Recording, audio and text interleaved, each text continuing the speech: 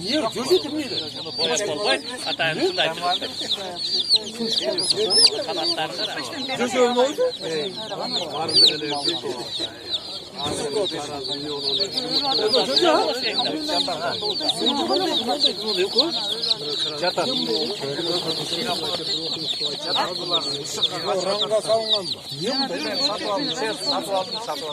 Göçe de canım göçe. Göçe. Başka sağ ol. Kaç 50 sondan. Ördekler çağ. Yeni gidelim.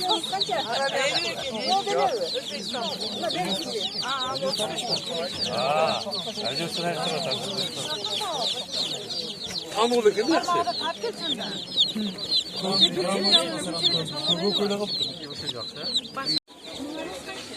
Kızıl, sarı, kok. Kaçıdan bul çocuklar?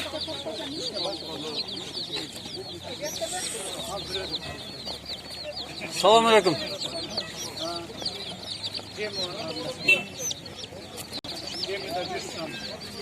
Son çocuklar. Çocuklarınız kaçıdan?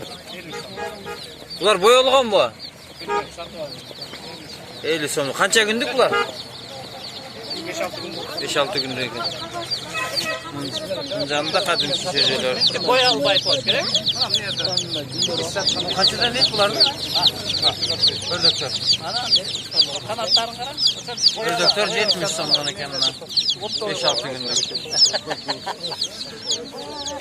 Neyin kızı mı onda? Yok boyalı da gözü şundaydı.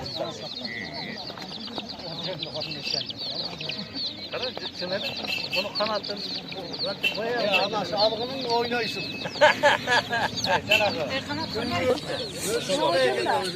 bol burama.